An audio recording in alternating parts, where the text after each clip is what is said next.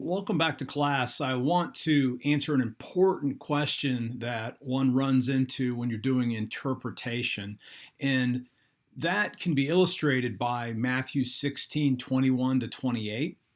And the issue is, what do you do when a passage that you're studying is loaded with words that have significant meaning? So, for example, in 16:21 to 28, you're confronted with a series of key terms: Son of Man, raised, third day, cross, kingdom, all kinds of terms that we have to be careful that we neither overread nor underread.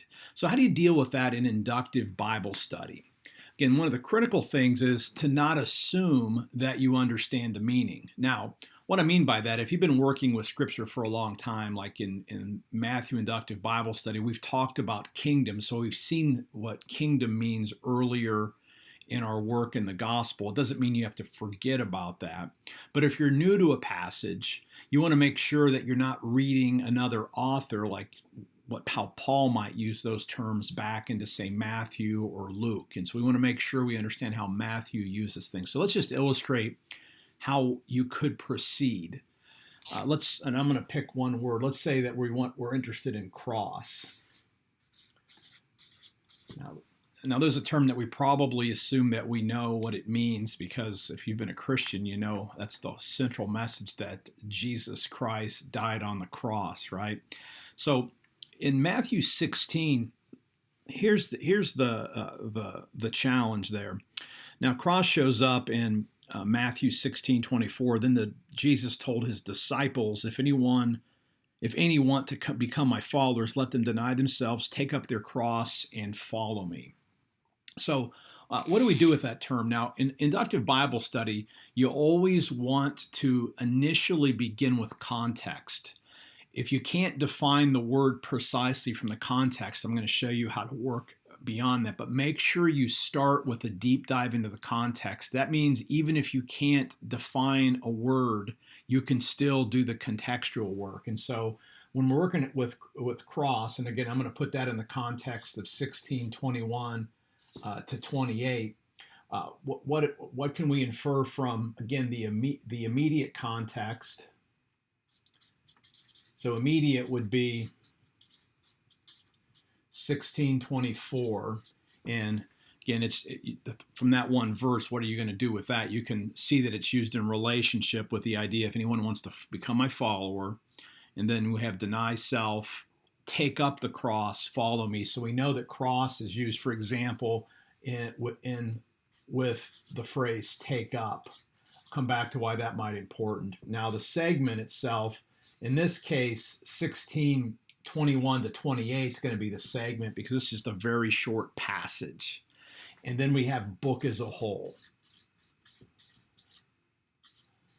Now, obviously, the backdrop of 16:21 to 28 frames out cross in what type of a context. We know from 16:21, for example, that Jesus is talking about how he must go to Jerusalem, and there he's going to suffer. So obviously the cross in here is a symbol, actually a literal symbol for suffering, right? We know that.